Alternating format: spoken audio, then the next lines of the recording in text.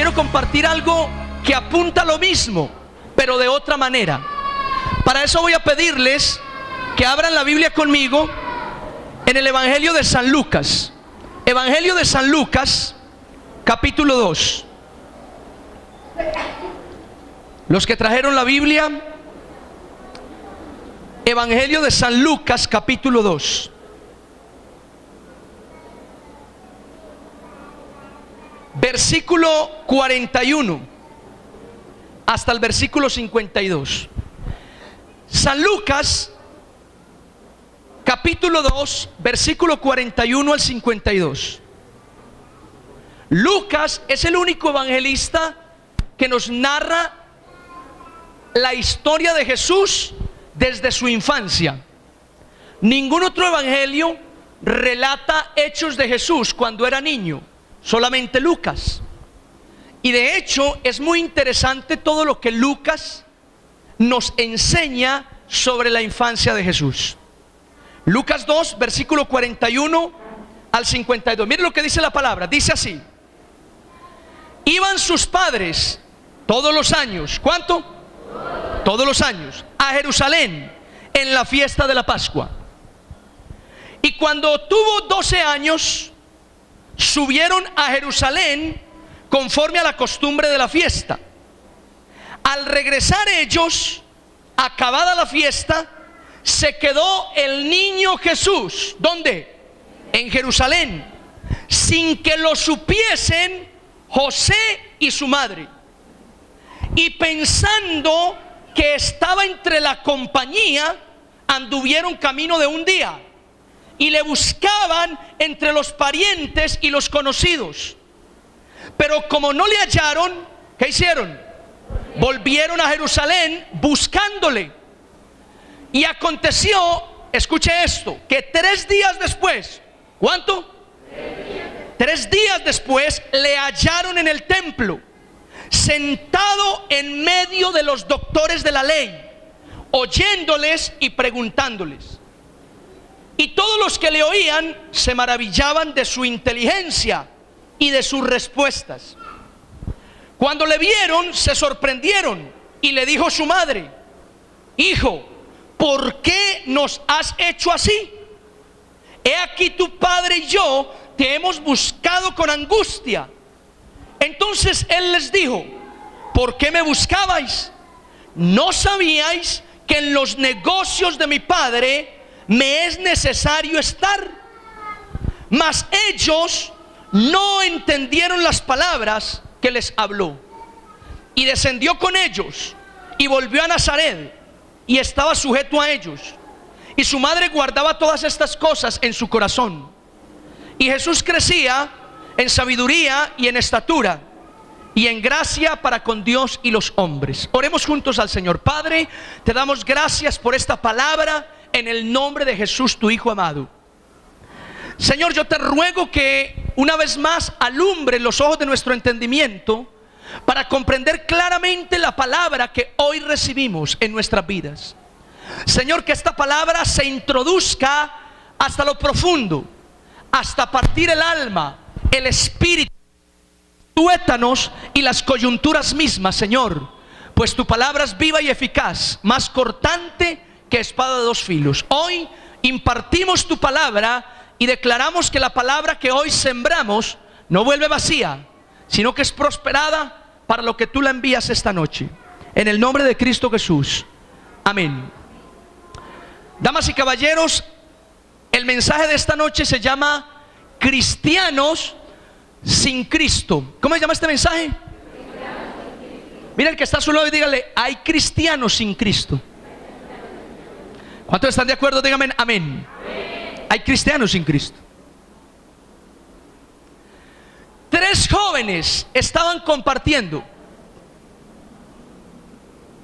y en su conversación uno de los jóvenes dijo: yo tengo un tío que es cristiano y es tan consagrado que cuando la gente lo ve le dice reverendo.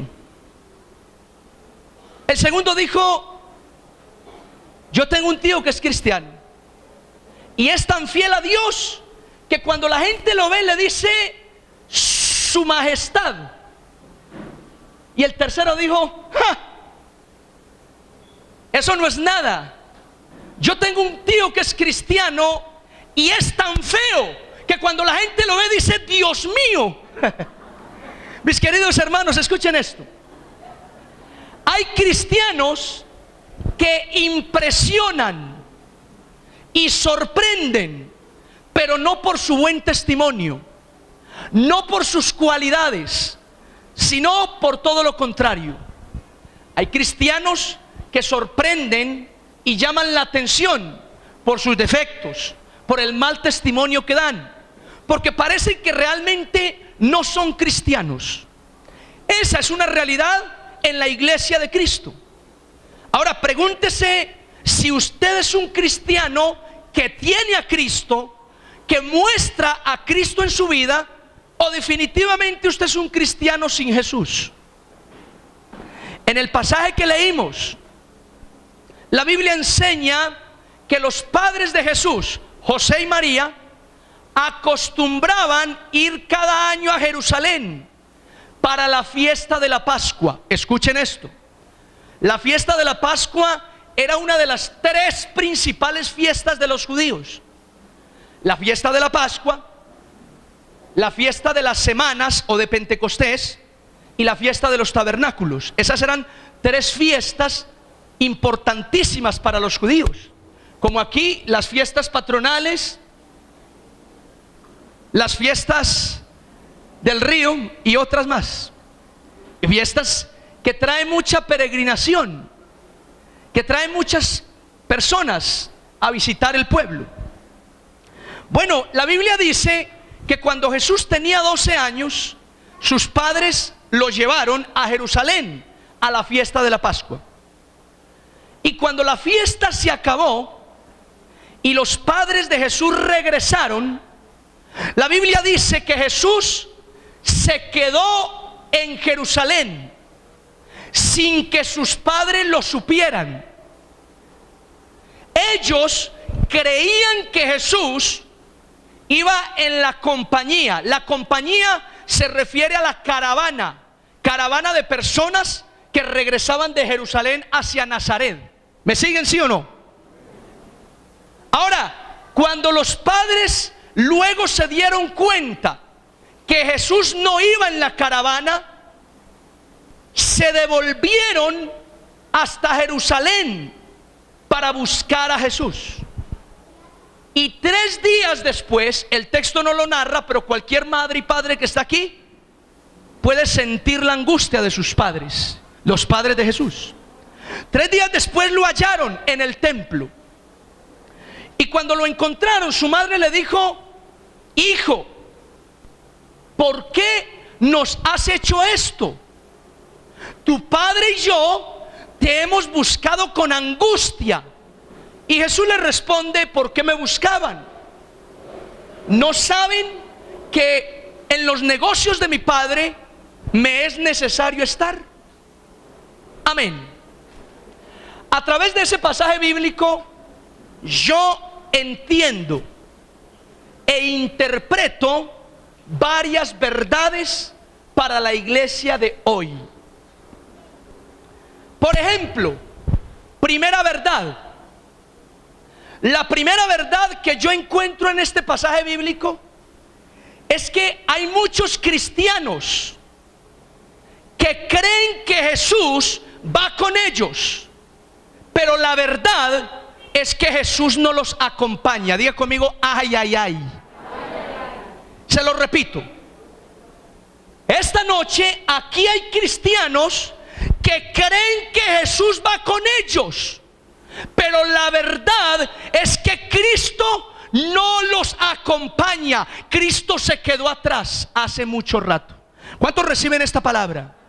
Sé que es una palabra dura, pero es mejor que usted reflexione en esto que le estoy transmitiendo esta noche.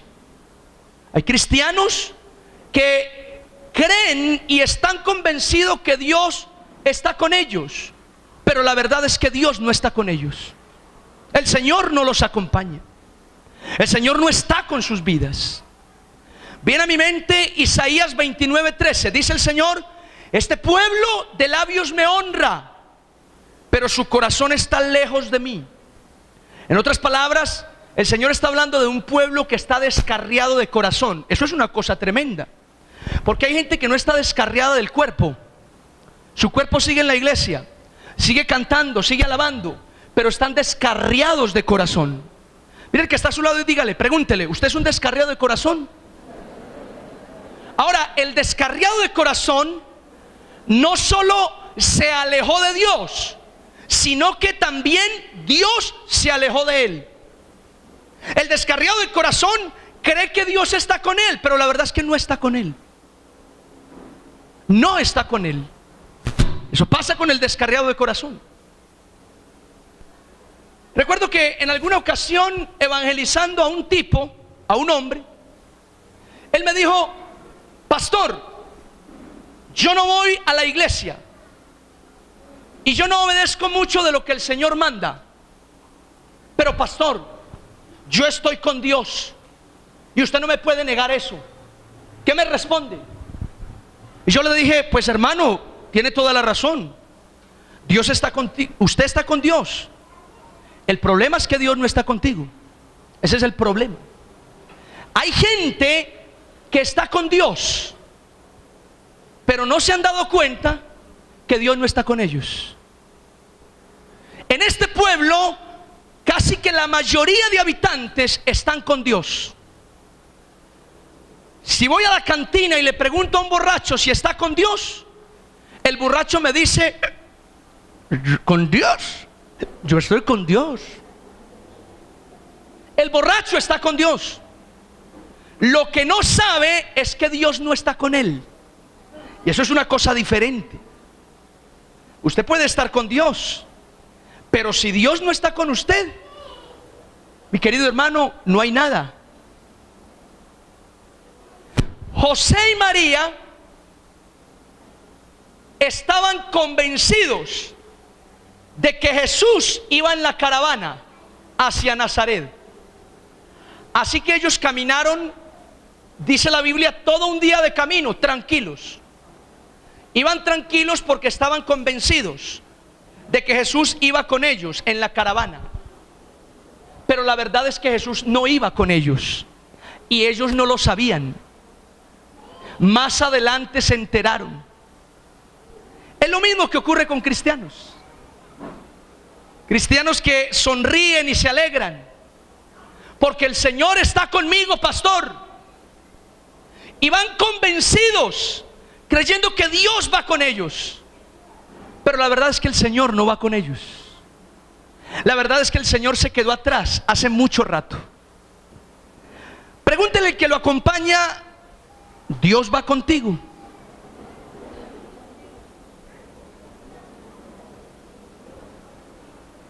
Amén. Segunda verdad. La segunda verdad que yo aprendo de este pasaje es que hay cristianos que no buscan al Señor con angustia. Diga conmigo: buscar al Señor con angustia. Entiéndase angustia como necesidad, preocupación, anhelo, deseo de encontrarlo. Entienda así la palabra angustia. La Biblia dice que José y María se devolvieron a buscar al niño Jesús, y cuando lo hallaron, María le pregunta: ¿por qué nos has hecho esto? Tu padre y yo te hemos buscado con mucha angustia.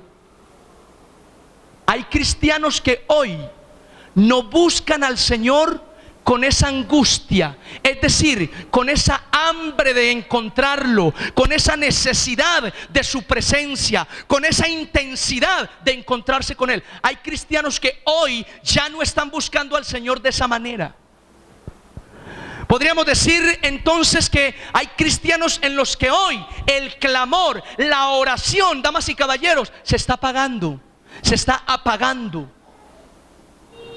José y María se dieron cuenta que Jesús no iba con ellos y se devolvieron a buscarlo con angustia. Si usted se da cuenta que Dios no va con usted, ¿qué va a hacer usted? Le tengo un consejo: devuélvase a donde perdió a Jesús, devuélvase y búsquelo con angustia, búsquelo con intensidad. Levante su mano conmigo y diga: debo buscar al Señor con intensidad. Así debemos buscarlo, con mucha intensidad, mis queridos hermanos. Cuando usted busca al Señor con angustia, con interés, con ganas, con hambre, lo más seguro es que usted lo va a encontrar. José y María lo buscaron con angustia y el resultado de esa búsqueda fue que lo hallaron 3 días después. Ahora, no sé cuánto tiempo le tomará a usted encontrarse con el Señor cuando comience a buscarlo con angustia, pero te aseguro una cosa: lo vas a encontrar. El problema con muchos de nosotros es que somos muy perezosos para buscar al Señor. Es que somos muy flojos para buscar al Señor. Nosotros invertimos horas en cosas que no edifican. Dejamos perder el tiempo en cosas que no fortalecen mi vida. Pero a la hora de orar y de buscar al Señor, nos cuesta, hermanos. Nos da pereza. A otros les da sueño. A otros se le presentan ocupaciones a última hora. Entonces es importante, hermanos, buscar al Señor. Salmo 130. Salmo 130. Mire lo que dice el salmista. Dice en el Salmo 131. Dice así: de lo profundo, oh Jehová, a ti clamo. ¿Desde dónde clama el salmista? Desde lo profundo. Escucha lo que dice el salmista: de lo profundo, oh Jehová, a ti clamo. Esas palabras dan cuenta de que el salmista tiene, hermanos, un clamor profundo. ¿Tiene un qué? Levante su mano conmigo y diga: oración profunda. En ese Salmo 130, hermanos, encontramos una oración profunda. Ahora, cuando hablamos de una oración profunda, también podemos contemplar la idea de una oración superficial. Mírenme acá. Hay cristianos que tienen una oración profunda, pero también hay cristianos que tienen una oración superficial. Te pregunto, ¿cuál es tu oración? ¿Es profunda o es superficial? En la Biblia hay hombres y mujeres que elevaron a Dios una oración profunda. Por ejemplo, una de esas mujeres fue Ana. ¿Fue quién? Ana, la mamá de Samuel. La Biblia dice que Ana era estéril, no podía tener hijos. Y esa realidad la afligía tanto que un día fue al templo, se postró y dice la Biblia literalmente que lloró abundantemente e hizo voto a Jehová y le dijo: Señor, si te dignares mirar a tu sierva, a la cual no le has permitido tener hijos, y me concedieras, oh Señor, tener un hijo, ciertamente yo lo dedicaría a ti. Ahora la Biblia dice que cuando Ana terminó de orar, se fue para la casa y no estuvo más triste. Y en esa oración de Ana, yo descubro que es una oración profunda. Una oración profunda es una oración que en primer lugar reconoce su condición. Diga conmigo: reconocer la condición. Cuando usted reconoce cómo está con Dios, cómo está su vida, cuál es su estado espiritual, ahí usted comenzó a levantar una oración profunda. Si algunos de los que estamos aquí hoy están luchando con un pecado, están mal con Dios, y quiere levantar una oración profunda, venga ante el Señor y comience a reconocer cómo está delante de Dios. Dígale: Señor, estoy mal, te necesito, por eso te busco. Amén. Ahora, la oración profunda no solo tiene un reconocimiento de la condición, la oración profunda también requiere una humillación. Diga conmigo: humillación. Ana se humilló, dice la Biblia que ella fue y se postró en el templo. Eso es un acto de humillación. Usted debe humillarse ante el Señor para levantar una oración profunda. Amén. Ahora, la oración profunda no solo tiene un acto de humillación, la oración profunda también tiene un anhelo, un deseo profundo de que Dios responda. Eso tenía Ana. Usted lee la oración de Ana, y Ana tenía un anhelo con todas sus fuerzas de que Dios le concediera un hijo. Esa es la oración profunda, que usted le pide algo al Señor, pero lo pide con ganas, con deseo, con anhelo de tenerlo. Ahora, la oración profunda no solo tiene un anhelo, la oración profunda también tiene fe. Diga conmigo: fe. ¿Por qué tiene fe? La Biblia dice que Ana volvió a su casa y no estuvo más triste. Es decir, después de esa oración, Ana descansó. Ana confió en que Dios le iba a responder, y eso se llama fe. Ahí está la oración profunda. La oración profunda reconoce la condición. La oración profunda se humilla. La oración profunda anhela. Y la oración profunda tiene fe. Le pregunto esta noche: ¿cómo es su oración? ¿Cómo está buscando usted a Dios? ¿Cómo se ha acercado a Dios estos últimos días? La gente que tiene oraciones superficiales, lo único que tienen es anhelo por un milagro, no más. No reconocen su condición, no se humillan, no tienen fe en sus oraciones. Quiero que piensen eso. ¿Cómo es su oración? ¿Es profunda o es superficial? José y María se devolvieron a buscar a Jesús con angustia, con necesidad de encontrarlo, al punto de que, como padres, si no encontramos a nuestro hijo, nos morimos. Hasta ese punto.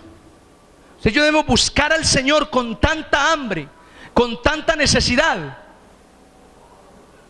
que usted le diga: Señor, si no te encuentro me muero.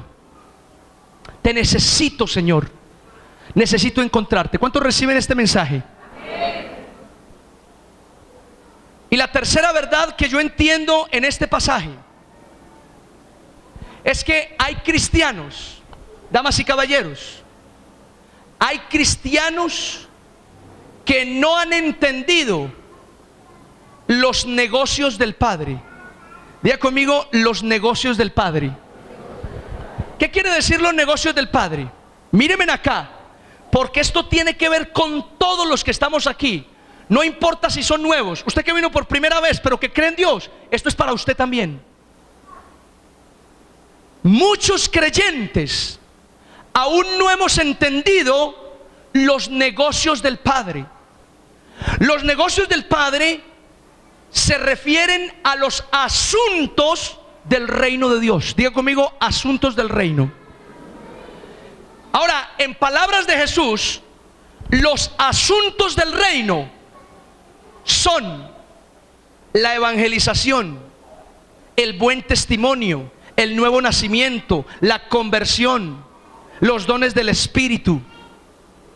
Esos son los asuntos del reino. Esos son los negocios de nuestro Padre Celestial.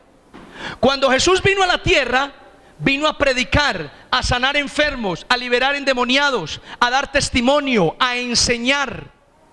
Y cuando le preguntaron a Jesús si ya había comido en alguna ocasión, Él respondió: mi comida es hacer la voluntad de mi Padre. En otro pasaje del Evangelio da a entender que la voluntad del Padre, hacer lo que el Padre le envió, son los negocios del Padre, son los asuntos del reino.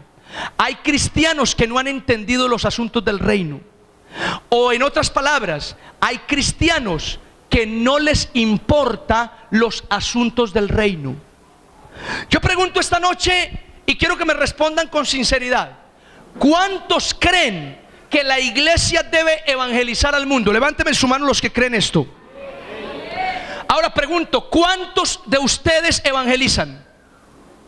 1, 2, 3, 4, 5, 6, 7 y 8, 9, 10, 11. ¿Y qué pasó? Que usted o no ha entendido los negocios del Padre, o no ha entendido los asuntos del reino, o no le importan. Y si a usted no le importan los asuntos del reino, pilas, porque Jesús se le va a quedar en Jerusalén y lo va a dejar ir a usted solo. Jesús se va a quedar atendiendo los asuntos del reino, y a usted que no le importan los asuntos del reino, a usted lo va a dejar el Señor que se vaya solo. ¿Cuántos reciben este mensaje? Este es un llamado a que le prestemos atención, hermanos, a los asuntos del reino, porque los asuntos del reino le interesan demasiado a Jesús. Y si tú quieres que Jesús camine contigo, entonces préstale atención a los negocios del Padre Celestial. Mira el que está a tu lado, dile: préstale atención a los asuntos del reino. Dile: préstale atención a los asuntos del reino. Fundamental. Recuerdo que un hombre llegó a la ciudad y llamó a una iglesia. El pastor de la iglesia le respondió. El hombre le dijo al pastor: pastor, soy nuevo en esta ciudad y quiero congregarme en su iglesia, pero tengo unas condiciones. Primero, me voy a congregar solo de vez en cuando. Segundo, no voy a evangelizar. Tercero, no voy a visitar a nadie de la iglesia. Cuarto, no me voy a involucrar en escuelas de liderazgo. Quinto, no voy a ir a los ayunos ni a las vigilias. Sexto, voy a diezmar de vez en cuando. ¿Está de acuerdo, pastor? El pastor le respondió: amigo, lo felicito por su deseo de congregarse, pero yo creo que la iglesia que usted necesita es esta que le voy a decir. ¿Tiene dónde anotar? Claro, pastor, anote esta dirección. El tipo anotó la dirección y al otro día se levantó y fue a la iglesia que quedaba en aquella dirección que le dio el pastor. Cuando llegó a esa dirección, lo único que había era un local en ruinas y caído, y el hombre entendió el mensaje. Si usted es un cristiano que no se compromete con los asuntos del reino, usted es un cristiano muerto. ¿Cuántos reciben este mensaje? Si usted es un cristiano que no le importan los negocios del Padre, que solo quiere venir a congregarse y no comprometerse, hermano, hay algo que te está faltando y que el Señor siempre te va a reclamar.